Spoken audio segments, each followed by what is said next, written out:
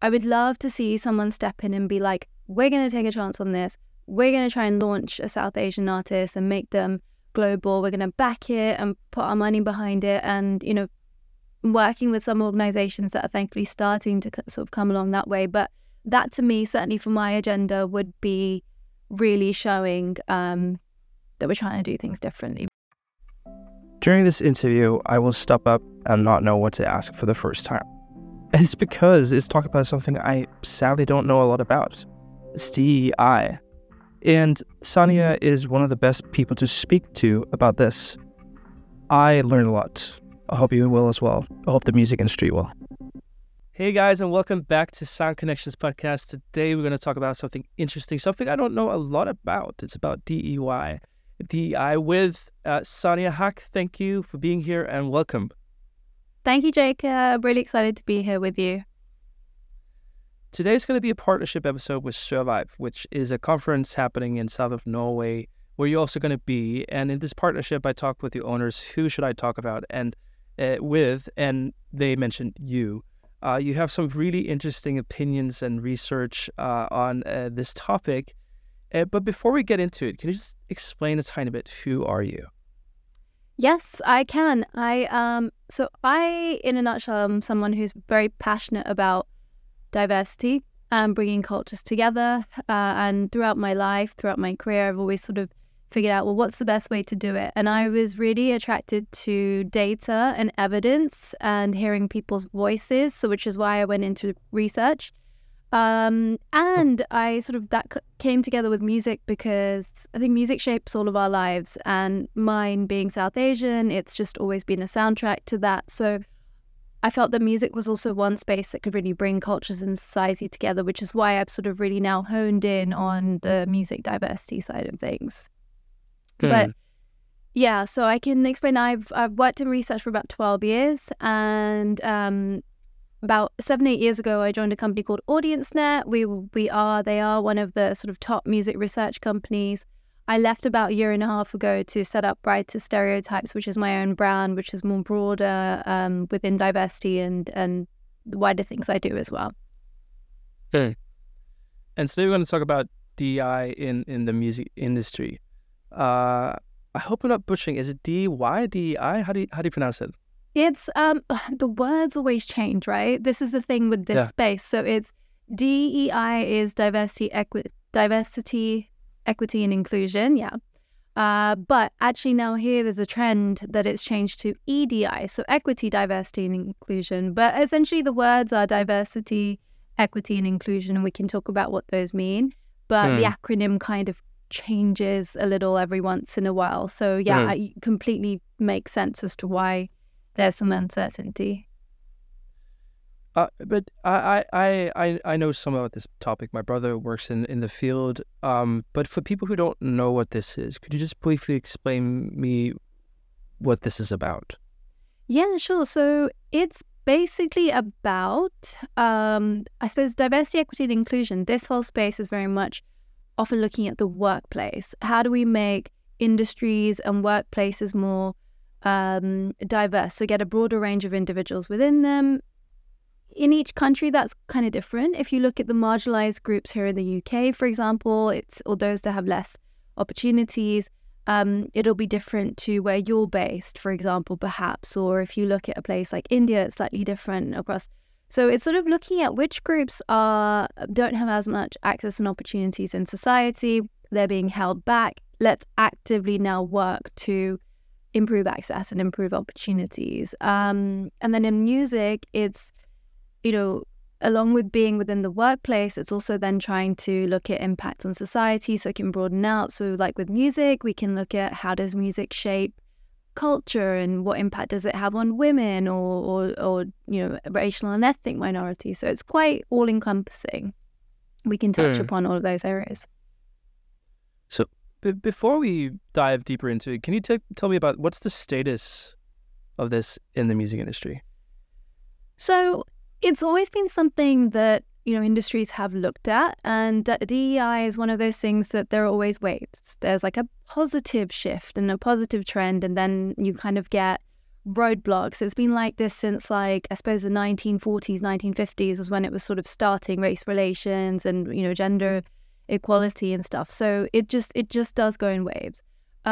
For the industry and where we're at, obviously 2020 happened. You had the unfortunate murder of George Floyd, and that really made the world, to be honest, look and see what it was doing in terms of diversity.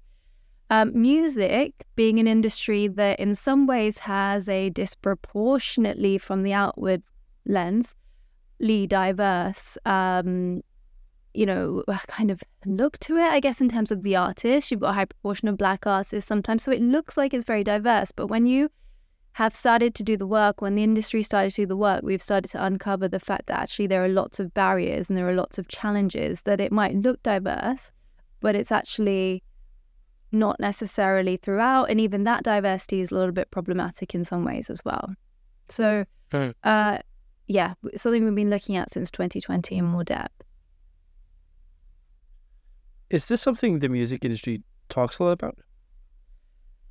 Well, since 2020, everyone has been having to speak a lot more openly. There have been lots of different pieces of research. So I don't know if you follow the Annenberg Institute, but they're based in the States, and they look a lot at diversity within the entertainment industry. So they did a report on music and found that actually, while you've got about, let's say, 40% approximately of artists are Black, the people profiting from that music are not. So you've got like very small proportions of people in senior positions in music roles are Black, or, you know, so it's not necessarily fair throughout the whole industry, and it's not necessarily impacting society. So yeah, there's a lot that's happened then to uncover where we're at. So there is more being done now. Well, let's say you had an industry with being much better at this. What would the positive aspects? What would we see being different than right now in the industry? Yeah, it's a good question. I guess, like we said, that fair representation within organizations as well that are really benefiting from a certain thing. So certain music cultures, you would see that reflected within organizations. So more diversity within their boards and their employees. You see it reflected throughout. I suppose there's research here that's been done by Black Lives in Music, an organization that I do quite a lot of work with, that shows that 9 in 10 Black music creators they face additional barriers to their progression. So you're seeing that actually people aren't being treated fairly. So it's a general respect, uplift, demonstrating value, and just better reflecting society. Yeah. Where does that come from? Because you, as you said, it might seem from the outside because of the artists that there is a lot of diversity and inclusion, but the infrastructure behind it doesn't allow for that. What is it in the structures historically that has made it that way? Yeah, it's a good question. I think I talk a lot about South Asian artists, for example, but also with diverse communities, particularly marginalized groups, there are certain job roles and opportunities that are just not easy for them to access because they might not know anyone in those roles. They might not have the financial capabilities or, wealth to be able to take the risk to go into those roles. So South Asian communities, there's kind of like this well-known sort of stereotype almost, which is like, oh, no, you have to be a doctor or a lawyer and such and such. But if you break that down, it's because often people came as migrant communities and they didn't want their children to take on the additional risk of going into a field where they might not be able to make money, they might face discrimination, etc., etc. So that's why there are, that's not the only reason, but that's one reason why you might not see a lot of people go into those industries. Then they're also not supported because you don't have anyone saying, hey, we're trying to become more diverse. Let's go and reach out and try and make this industry more attractive for people.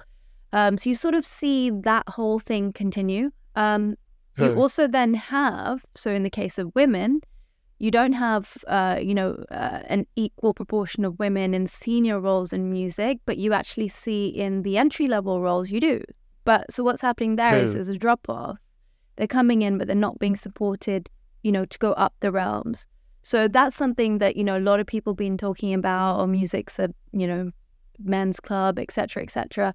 So you've got to look throughout the pipeline of getting people in and then helping them progress as well. So that's kind of why it continues. It's something I recognize. It's something I see. I'm from Denmark, and, I've been in the gatherings of music industry people where you would see very, very few women, very, very few of color. And it would primarily be men looking like me, 30 years older. And that's obviously changing. But I do recognize there's a huge loss in that. In perspective, in the way that we think, in who we represent. Where are we moving towards? Like, is there actively happening a lot in the industry that's moving towards this is getting better? So yeah, I've worked in this space for so long that the good thing for me is that I've seen it shift. I've seen from the start where you try to be like, hey, we should do this because it's a good thing to do. And that's just not just music. It's our industries like makeup and other stuff. And if you look at makeup and if you look at what Rihanna's done with Fenty, it just really shows the commercial opportunity. So I think now, like back in 2015, when I first joined AudienceNet, David Lewis, who runs it, was very supportive of me. And I was like, I want to do more in highlighting global music and the opportunities. So we started adding it into our syndicated research. And, I was showing, oh, look, people are increasingly looking at music, listening to music in a different language, or interested in music from different cultures. And thankfully, since then, like around 2015, we're seeing a real push because you're realizing that India is becoming one of the most important music markets, and Hindi is one of the most streamed languages. This year, Sub-Saharan Africa is growing at like the fastest pace of any region, and over the last few years, it's been the Middle East and North Africa. So the industry is starting to realize, whoa, there are opportunities. And also, to grow financially, streaming is such an important part of the model, and you need more people to sign up. So you need then more markets. So finally now, I think the commercial angle to music diversity is becoming increasingly attractive, which means that we are seeing more support for it, which is good. If you had the freedom to change and do things right now within this space, what area would you attack? Well, what would you address in order to have an betterment? So, yeah, my agenda these days is very much around the South Asian side of music. Given India is a huge market, and it's just something that now, by the grace of God, having worked in this for quite a while and built some relationships, I feel like I can bring my worlds together. So I also help run a South Asian dance company here in the UK. And what strikes me is that while, South Asians in the UK are approximately 9% of the population, just 6% work in the music industry. So very much underrepresented. I can't think of a South Asian artist from the UK who's, in the mainstream industry. They're on they're in South Asian music scenes and they're very prominent there, but it's very much ignored, under-supported, under-nurtured, underfunded by the main industry. And I don't get it, because music is also a cultural thing, and that's like a policy agenda, policy initiative too. So I'm really trying to get people to realize, why are South Asian musicians ignored? Why is that undervalued and underserved? Can we do something? Like, it would be amazing to have a South Asian artist at the Brits. Or, I see too many people get signed and then dropped. And Jay Sean was however many years ago, So that would be my thing of being like, can we try and, as a case study, address this? And that, I think we'd learn a lot in terms of diversity within music, and then, the opportunities. So that's kind of my flag that I'm flying these days. The funny thing is, just a note, is it's kind of funny, right? Because I'm a part of the industry, and I'm so informed about the industry, and such a crucial thing about who is actually representing the industry. I'm so underexposed to that mindset, and it's not because I'm trying to call myself out. And I'll keep this in a podcast. It is, I'm baffled about my lack of questions because I just haven't been dared to ask those questions. So when I'm asking these questions to you right now, it's the first time I'm asking them. And, it might, play in that I live in Scandinavia, and especially where I live in Norway, like it's very much the same people that live there. But it's no excuse for not being able to ask myself those questions. But I probably haven't been exposed to it. And I guess that's also part of the problem is... Completely.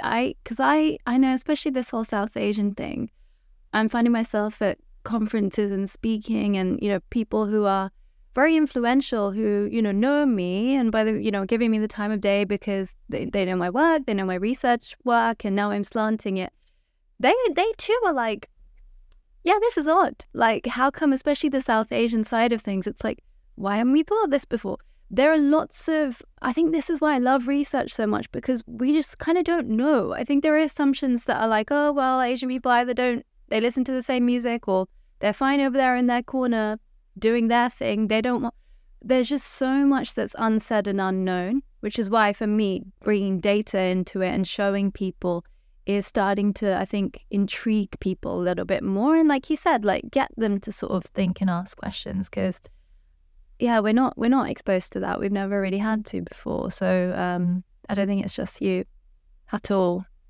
No, and it really baffled me. And that's why I'm going to keep my very slow question asking right before. It's just because I'm never in a position where I don't really know what to ask, because I don't come from a position of being informed in this.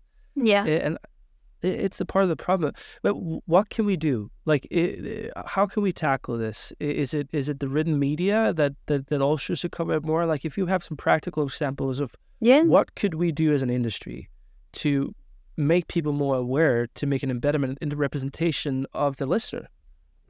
Yeah, I think listeners' voices are so critical. I've been writing a lot over the last year or so with Chartmetric and others on South Asian artists, and I have integrated some quotes or other stuff, and like people are saying, even me, like years ago growing up, it wasn't cool to outwardly say you listen to Asian music. Even to Asian people, you sort of had to hide it. Now things are globalizing, and like Diljit Dosanjh is at Coachella, so you're sort of with more confidence able to embrace your culture, embrace that, and feel more accepted in society. So I feel like the more we can actually bring those listeners' stories to light, which is what I'm now hoping to do soon through like a piece specifically on South Asian music listeners, I think we can start to intrigue people, because I see it. I've seen it in like industry meetings where they're like, whoa, UAE and Saudi Arabia. Like, Saudi Arabia is now one of the most interesting music markets. Even though a few years ago, we didn't even know much about music consumption there, or it's really changed its stance. So I think it's coming, like you've said, from a place of intrigue and opportunity. Like K-pop has just taken over the world. I find K-pop so fascinating, and how it's so widely consumed. If we can learn from that, we can kind of then see how to replicate that, because I'm going on a bit, but I just think music, and I've studied this, music brings cultures together. Like, it shows us it doesn't have, language borders or barriers. That, you can consume Latin music and other things, and it has that same excitement. So I just see massive opportunities for music bringing cultures together if we do it right. Talking about opportunities, because now we're going back on track of things I do know something about, which is still relevant to this.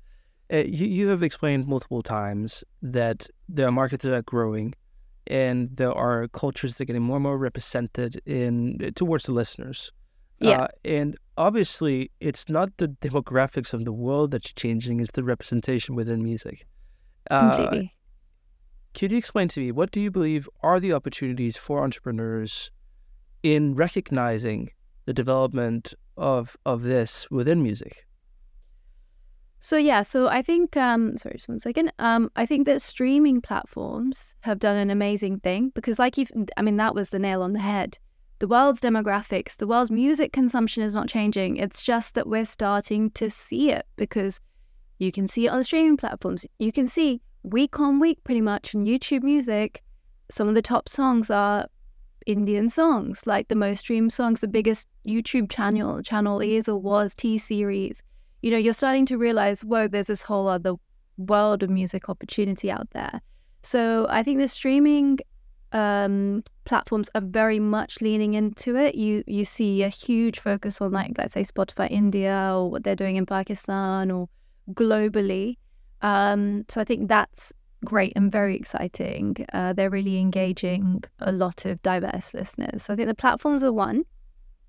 And then obviously the thing with music is it's not as easy to, I guess, monetize in some ways, because streaming platforms cost slightly different in different markets. So there is that element. But I think for, let's say for India as a market, you've got about 5 million South Asians here who are high spending, or like relatively high spending, that you can activate. And you see it year on year, like month on month, Diljit Dosanjh coming here or Arijit Singh coming here and selling out our biggest stadiums like the O2 for multiple nights. There's a massive opportunity, an export opportunity for artists. So, you know, whether it's you're wanting to, I don't know, create, do more touring, or if you want to try and activate those fans here, I feel like that's a really cool opportunity, because currently it's just social media. But if there's some sort of fan engagement platform that can, you know, foster those relationships, that could be quite interesting too.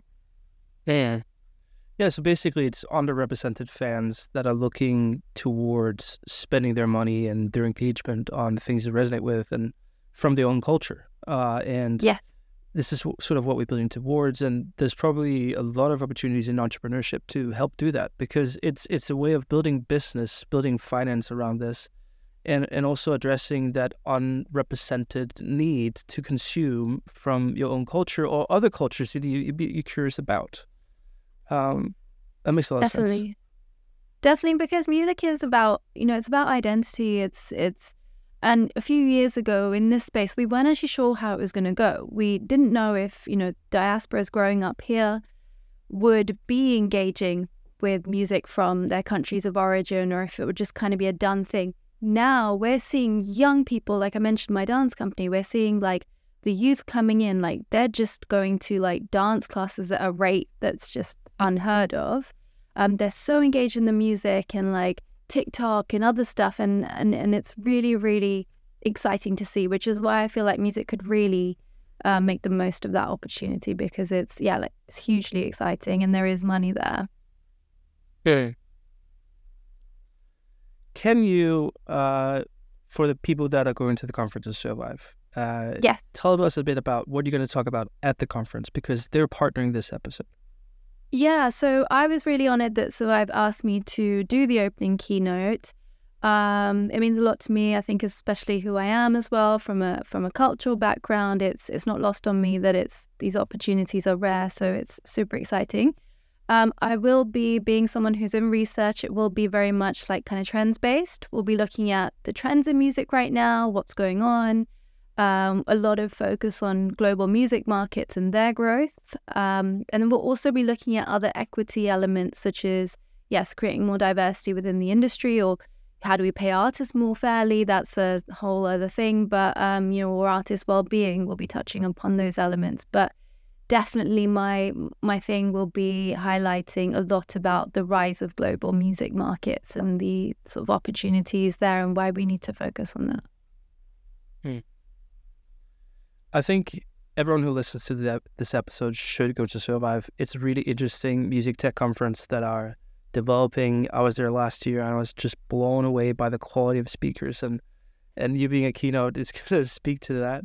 But it's a great meeting place to meet like-minded people, and for entrepreneurs to understand the industry, and for the music industry to understand new technology. Sania, before we close this episode, I want to understand what's your future vision for the music industry? What do you see happening that would make this a better place? I think, firstly, we are around the whole diversity side of things. There are some murky things, like we've mentioned.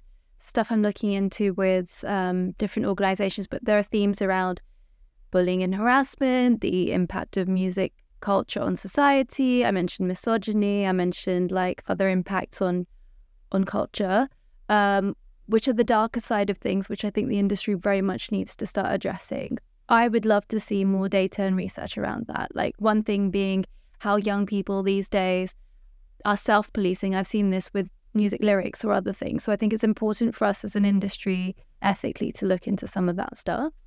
From the opportunity side, like I said, and actually you've inspired me, because if there are entrepreneurs out there that are like, hey, actually, yeah, we could jump in and we could do something and show the value of South Asian artists, or the support I've had from organizations like, let's say, Chartmetric, I would love to see someone step in and be like, we're going to take a chance on this. We're going to try and launch a South Asian artist and make them global. We're going to back it and put our money behind it. And, you know, working with some organizations that are thankfully starting to sort of come along that way. But that, to me, certainly for my agenda, would be really showing that we're trying to do things differently, because it's just one area that has been so ignored. I feel that we have to, you know, take a stronger stance towards changing that, and that to me will signify real sort of attempts to make change.